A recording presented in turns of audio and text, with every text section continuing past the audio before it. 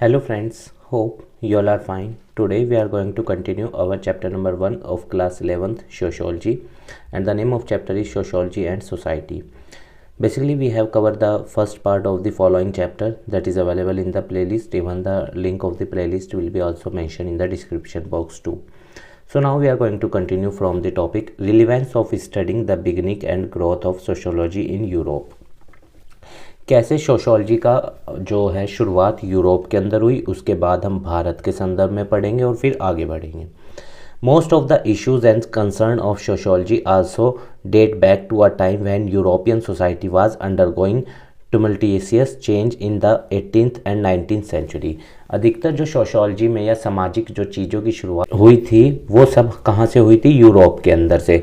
जब पहली बार इंडस्ट्रियलाइजेशन हुआ था ब्रिटेन के अंदर से और कैपिटलिज्म की जब शुरुआत हुई थी तभी से ये कंसेप्ट शुरुआत हो चुकी थी. पर अगर हम उससे पहले भी देखें बहुत सारी चीज़ें थी, जैसे फ्रेंच रिवॉल्यूशन या और जो अक्टूबर रिवॉल्यूशन, ये सब चीज़ें भी हिस्ट्री के अंदर हमें ये कंसर्न करवाती हैं कि सोसाइटी अपने आप को धीरे धीरे बदलती है और जो नॉर्म्स और जो सोसाइटी की आइडियोलॉजी है या नॉर्म्स है वो टाइम के साथ अपने आप को अपग्रेड करते हैं. With the advent of capitalism and industrialization Europe के अंदर. Origin of sociology in India. भारत में इसकी शुरुआत कैसे हुई? Formal university teaching of sociology began in 1919 university of Bombay and later in Calcutta and Lucknow. सबसे पहले इसकी शुरुआत 1919 में बॉम्बे में हुई थी और 1919 में आप जानते हो दो चीज़ और हुई थी. गवर्नमेंट ऑफ इंडिया एक्ट पास हुआ था 1919 और जलियांवाला बाग मैस्कर वो भी 1919 में ही हुआ था. एंड लेटर इन कलकत्ता और बाद में लखनऊ में इसकी शुरुआत हुई. The detail study of society was first began during the colonial period. पर जब अंग्रेज़ हमारे यहाँ आए तब इसकी मेन मतलब कि कॉलोनियल पीरियड के दौरान इसकी मेन शुरुआत हो चुकी थी. Reviewers of Indian society generally trace it origin to work of several British civil servants, missionaries and western scholars during 18th और 19th सेंचुरी में. इन सब ने सोशोलॉजी के ऊपर इंडिया के अंदर काम करना शुरू कर दिया था. They wanted to know more about Indian culture so they could easily rule over the country. और वो भारत की सभ्यता को जानना चाहते थे अंग्रेज़. क्यों? ताकि वो भारतीयों के ऊपर आसानी से राज कर सके, शासन कर सके. और इस चीज़ को समझने के लिए उनको किसकी ज़रूरत पड़ती? हमारी सोसाइटी को, हमारे समाज को समझने के लिए. और जो कौन करवा सकता था उनके लिए? समाजशास्त्र. Christian missionaries were interested in learning local language. जो क्रिश्चियन मिशनरीज थे जो क्रिश्चियनिटी को फैलाना चाहते थे वो लोग लोकल लैंग्वेज सीखने में बहुत दिलचस्पी दिखाते थे. Folklores and culture to carry out their activities. और लोकल लोगों की चीज़ों को सीख कर वो अपने इंटरेस्ट्स को पूरा करते थे. मतलब उनको दिखाते थे कि देखो हम लोग भी आपके अपने ही हैं. Scope of sociological study is extremely wide. It offers a specific way of looking at society and help us to understand it in a better way. देखो सोशोलॉजी हमारी मदद करती है समाज को समझने में कि समाज की संरचना है कैसी और वैसी ही क्यों है. सोसाइटी के अंदर कौन सी चीज़ें हैं जो प्रिवेल करती हैं और किन चीज़ों को सोसाइटी पूर्ण रूप से अपनाती है. It can focus it's analysis of interaction between individual और ग्रुप. और सोशोलॉजी हमारी इस बात में भी मदद करती है कि समाज के बीच और व्यक्तियों के बीच और इंडिविजुअल्स के बीच या ग्रुप्स के बीच में किस तरह के रिलेशन है और वो रिलेशन फॉर्म कैसे हुए हैं. कैसे एक ग्रुप या एक इंडिविजुअल दूसरे ग्रुप या दूसरे इंडिविजुअल्स को ट्रीट करता है. कई बार आप जानते हो सोशल एक्सक्लूजन भी होता है एक ग्रुप के द्वारा दूसरे ग्रुप का या एक इंडिविजुअल के द्वारा दूसरे इंडिविजुअल का. तो वो सब चीज़ें हम सोशोलॉजी हमें पढ़ाती है. It can focus on national issues such as unemployment and even global social issues. देखो कुछ नेशनल इश्यूज ऐसे होते हैं जो समाज से जुड़े हुए होते हैं, जैसे बेरोज़गारी समाज से जुड़ा हुआ इशू है. करप्शन या आप कह सकते हैं कि सैनिटाइजेशन या एजुकेशन, हेल्थ, ये सब सामाजिक इश्यूज हैं. और ये सब भी हम किससे इंटरलिंक्ड कर सकते हैं? सोशोलॉजी से. क्योंकि sociology is the study of society और सोसाइटी की प्रॉब्लम्स को सब भी तो हम सोशोलॉजी के अंदर ही समझेंगे. Sociology is interrelated with all other social science and also the study of society in its totality. तो सोशियोलॉजी क्या है, पूर्ण रूप से समाज से जुड़ी हुई है और पूर्ण रूप से समाज के हर एस्पेक्ट का ज्ञान करना, चाहे वो आर्थिक है, इकोनॉमिक है, पॉलिटिकल है और साइकोलॉजिकल है, किसी भी तरीके का, उसकी स्टडी को हम क्या बोलते हैं, sociology. It can focus its analysis of interaction between individuals such as that of a shopkeeper। आप समाज में एक शॉपकीपर का एक कस्टमर्स के साथ कैसा रिलेशन है उसके सोसाइटी के में, वो sociology. Between teachers and students, क्योंकि teacher is also a part of society and students is also the part of society, so both interaction और individuals relations can also be studied in the sociology. और या फिर दो दोस्तों के बीच कैसे relation है, दो परिवारों के बीच, दो कम्युनिटीज़ के बीच, इस तरह से भी हम चीज़ों को सोशियोलॉजी के अंदर समझ सकते हैं। Sociology is a discipline that expand our awareness and analysis of the human social relationship. Sociology एक ऐसा सब्जेक्ट है जिसके ज़रिए आप ये समझते हो कि इंसान का सामाजिक रिलेशनशिप कैसा है, वो कल्चर्स, इंस्टीट्यूशंस और इन सब से कैसे जुड़ा हुआ है, और ये सब चीज़ें हमारे जीवन को या हमारे इतिहास को कैसे प्रभावित करती हैं, कैसे शेप देती हैं, वो भी हम समाजशास्त्र के अंदर पढ़ते हैं। Sociology and it's relationship with other social science. अब हम उसके समाजशास्त्र के, इकोनॉमिक्स के टर्म में, पॉलिटिकल साइंस के टर्म में, उन सब में समझेंगे। The scope of sociological study is extremely wide. Society का जो देखिए, जब आप सोसाइटी की स्टडी करने जाएंगे तो सोसाइटी को कई सारे आयाम में स्टडी किया जा सकता है, कई सारे एस्पेक्ट्स में। It can focus its analysis of interaction between individuals and examine global social processes। अब देखो, इंडिविजुअल्स, चाहे तो आप समाजशास्त्र के अंदर इंडिविजुअल्स की स्टडी कर लो या फिर पूरी दुनिया की भी स्टडी करी जा सकती है। बहुत सारे इश्यूज ऐसे हैं जो पूरी दुनिया के सामने हैं, जैसे पॉल्यूशन, सोसाइटी भी उसको प्रॉब्लम्स को फेस करती है। These are the sociological issues और which are study under the sociology. Sociology is one of a group of social science which includes anthropology, economics, political science and history. These all are related to society। ये सब चीज़ें society से जुड़ी हुई हैं, और जब आप इनकी स्टडी करने जाओगे तो आप किसकी स्टडी कर रहे हो, बेसिकली सोशियोलॉजी की। All shares a certain range of common interest, concepts and method। इन सब में लगभग कॉमन इंटरेस्ट्स होते हैं, कंसेप्ट्स और मेथड, क्योंकि सारे के सारे किससे जुड़े हुए हैं, ये सब सोसाइटी से। और सोसाइटी का मतलब कि कॉमन चीज़ है। There is a greater need of interdisciplinary approach. तो क्या ज़रूरत है कि हम कैसे इसको स्टडी करें, एक इंटरडिसिप्लिनरी मैनर में, एक दूसरे के साथ कोरिलेट करके, ठीक है। Sociology and economics. अब हमारा पहला कंसेप्ट देखो, आर्थिक गतिविधियां जो होती हैं, पैसा कमाना, खर्च करना, डिमांड सप्लाई, मार्केट डिमांड, ये इन्फ्लेशन, डिफ्लेशन, अनएम्प्लॉयमेंट, स्टैगफ्लेशन, ये जितनी भी चीज़ें हैं ये सब सोसाइटी से ही तो जुड़ी हुई हैं। तो यानी अब जब आप इन चीज़ों को अब जैसे बेरोजगारी, इकोनॉमिक्स का एक इशू है अनएम्प्लॉयमेंट, तो अनएम्प्लॉयमेंट मीन्स बेरोजगारी, और वो लोग कौन है, सोसाइटी का हिस्सा, मतलब सोशियोलॉजी से जुड़े हुए हैं। Sociology is generalized science whereas economics is a special science. Sociology तो जनरलाइज साइंस है, आप सबकी स्टडी करते हैं, समाज के हर एस्पेक्ट की, पर इकोनॉमिक्स में आप किसकी स्टडी करते हैं, समाज के सिर्फ आर्थिक एस्पेक्ट की, पैसों वाले एस्पेक्ट की। Sociology study all kind of relationship. इसमें तो आप हर तरह की रिलेशनशिप पढ़ते हो, चाहे पॉलिटिकल, इकोनॉमिक और साइकोलॉजिकल या anthropological. Whereas economies deals with the only those relationship that are economic in character. पर इकोनॉमिक्स में आप किन चीज़ों के बारे में पढ़ते हैं, उन चीज़ों के बारे में जो पैसे से रिलेटेड हों या जो आर्थिक कैरेक्टरिस्टिक्स रखती हों। Sociology is abstract in nature and less precis. Economics is concrete in nature and more precis. तो समाज में सोशियोलॉजी क्या है, एक एब्स्ट्रैक्ट फॉर्म में, बड़े आयाम में समझी जाती है, और इकोनॉमिक्स एक कंक्रीट फॉर्म में। और जो सोशियोलॉजी है, ये भी बात याद रखना, एब्स्ट्रैक्ट इन नेचर का मतलब है डायनेमिक भी है, चीज़ें बदलती रहती है। पर इकोनॉमिक्स में जनरली लॉज क्या होते हैं, कॉन्क्रीट होते हैं, और वो डायनेमिक जनरली नहीं होते। In sociology social variables are very difficult to measure and quantify. Numbers में नहीं मेज़र कर सकते, क्योंकि साइकोलॉजिकल कंसेप्ट होती हैं चीज़ें, समाज की स्टडी, नॉर्म्स, सब सोच पे निर्भर है, तो आसानी से मापा नहीं जा सकता, क्योंकि जो थिंकिंग होती है वो अनमेजरेबल चीज़ है, नॉर्म्स अनमेजरेबल चीज़ है, तो उनको क्वांटिफाई नहीं किया जा सकता नंबर्स में।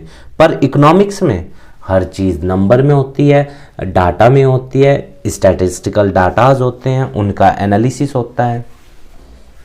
Now we will see sociology and political science.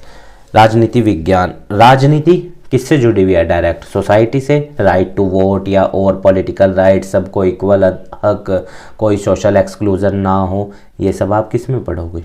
Society की स्टडी में, और वो ही क्या कहलाती है? Sociology.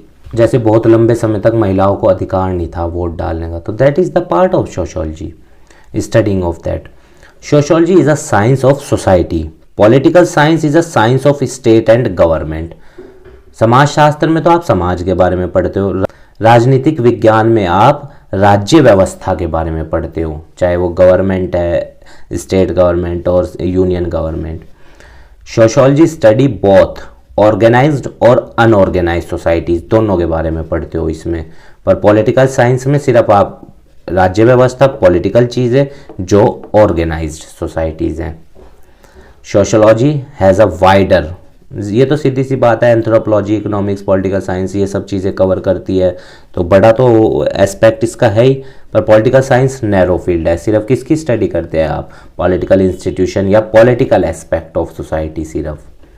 Sociology studies man as fundamentally a social animal, पर पॉलिटिकल क्या कहते हैं? अरस्तु ने ही कहा है जैसे कि मानव एक राजनीतिक प्राणी है, तो पॉलिटिकल साइंस में ह्यूमन बीइंग को पॉलिटिकल एनिमल दिखाया जाता है, और सोशल स्टडीज में fundamentally a social animal. The approach to sociology is sociological, it follows its own method in addition to scientific method. तो सोशियोलॉजी के अंदर क्या करते हैं आप? सोशियोलॉजिकल एस्पेक्ट्स की स्टडी करते हैं, जो किसको फॉलो करती हैं? अपने तरीकों को, अपने साइंटिफिक मेथड्स को।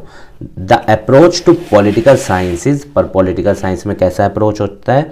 पॉलिटिकल अप्रोच होता है, पॉलिटिकल चीज़ें होती हैं, पॉलिटिकल व्यवस्थाएं होती हैं। Sociology is general social science, समाज का जनरल एस्पेक्ट में चीज़ों को समझना। Hence it study all kind of form of social relation, समाज के हर रिलेशंस, चाहे वो कैसे भी हैं, एक दूसरे के साथ कन्फ्लिक्ट, एक दूसरे के साथ चीज़ें कैसी हैं सोसाइटी के अंदर, उन सब की study in a general way. Where political science because it concentrates on human relationship which are political in character. तो राजनीतिक विज्ञान में तो आप क्या होता है? व्यक्ति के राजनीतिक चीज़ों के साथ रिलेशनशिप को समझते हैं, पर सामाजिक विज्ञान में व्यक्ति के सारे एस्पेक्ट्स को आप समझने की कोशिश करते हैं। Sociology and history. Sociology is interested in the study of present social phenomena, whereas history is interested in the past event. तो समाज शास्त्र में तो आप समाज के अंदर जो चीज़ें चल रही हैं वो वैसी ही क्यों हैं, उन सब के बारे में पढ़ते हो। पर इतिहास में आप बीते हुए चीज़ों के बारे में पढ़ते हो, जो पास्ट में इवेंट्स हुए हैं, चाहे ancient India, medieval history, ancient history और modern history. Sociology is analytical and interpretative science, history is descriptive science. ठीक है, इंटरप्रिटेटिव की स्पेलिंग देख लीजिएगा आप। Sociology is analytical and interpretative science, but history is a descriptive science. We have already understood what do you mean by descriptive science, mean to say कि facts और values जो past में हो चुकी हैं, पर sociology में analytical study होती है, चीज़ों का पूरा analysis। Sociology is general science, history is specific science. ये तो सीधी सी बात है, हिस्ट्री में हम या तो एंशियंट, मॉडर्न और मेडिवल हिस्ट्री पढ़ते हैं, और वो भी एक स्पेसिफिक फैक्ट्स के बारे में जो हुए हैं, जिनमें हम चेंजेस नहीं कर सकते। पर सोशियोलॉजी में चीज़ें डायनेमिक हैं और टाइम टू टाइम बदलती रहती है, नॉन सोसाइटी के अपग्रेड होते रहते हैं। Sociology makes use of questionnaire, surveys, interviews, method ETC। समाज में हम जानकारी इकट्ठा करने के लिए, डाटा इकट्ठा करने के लिए इन सब चीज़ों का उपयोग करते हैं।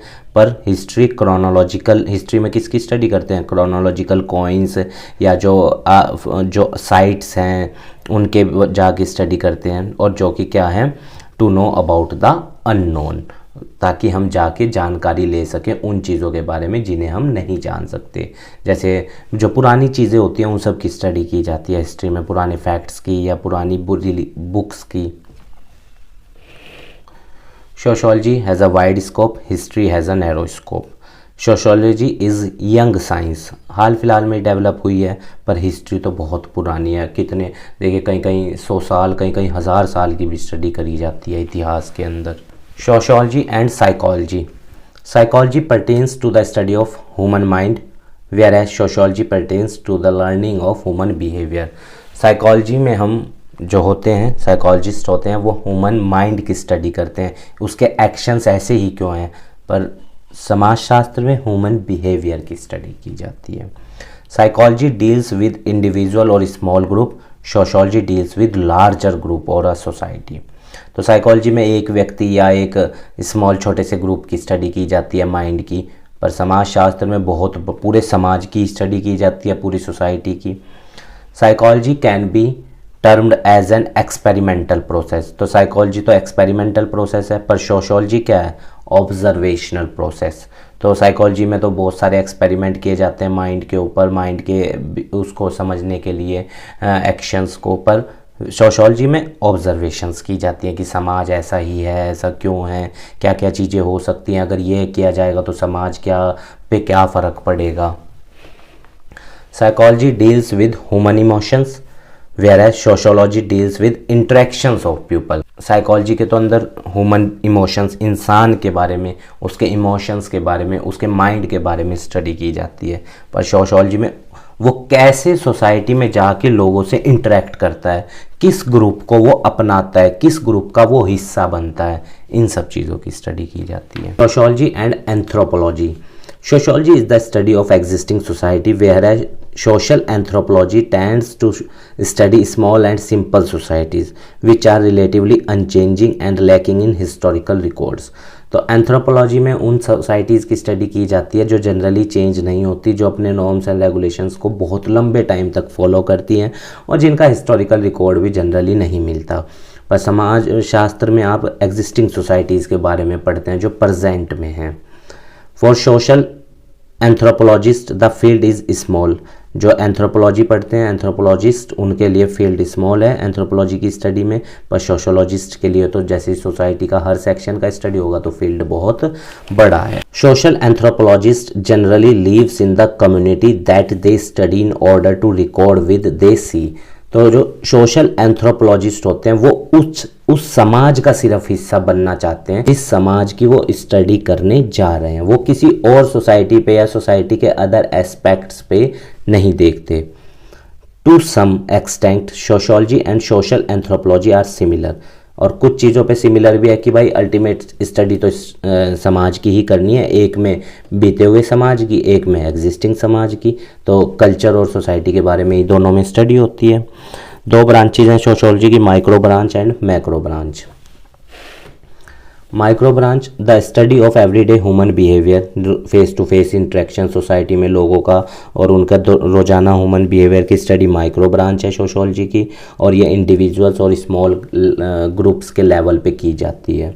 मैक्रो देखो, माइक्रो और माइक्रो कंसेप्ट समझ लो। माइक्रो होती है जैसे एक हैंड में 5 फिंगर हैं, पर जब आप एक फिंगर की स्टडी करो माइक्रो मतलब इंडिविजुअल, और मैक्रो में 5 finger as a whole study करो तो मैक्रो। तो जब आप सोसाइटी को एज अ होल स्टडी करोगे दैट इज मैक्रो, और सोसाइटी के एक सेक्शन एक ग्रुप की स्टडी करोगे that is micro. Macro sociology the study of large scale groups and organisations like political system और इकोनॉमिक सिस्टम और साइकोलॉजिकल सोसाइटी का एस्पेक्ट, एंथ्रोपोलॉजिकल एस्पेक्ट, इन सब की स्टडी जब आप करोगे तो मैक्रो सोशियोलॉजी कहलाया जाएगा।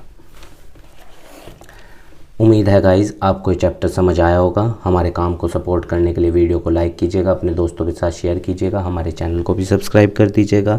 और आपकी कोई क्वेरी है इस चैप्टर से रिलेटेड तो आप कमेंट बॉक्स में हमें बताना, हम उसका आंसर देने की पूर्ण रूप से कोशिश करेंगे। बाकी आप स्वस्थ रहिए, खूब लाइफ में आगे बढ़िए, यही हमारी मनोकामना है। और चैप्टर 2 भी इसका बहुत जल्दी अवेलेबल हो जाएगा। धन्यवाद स्टूडेंट्स।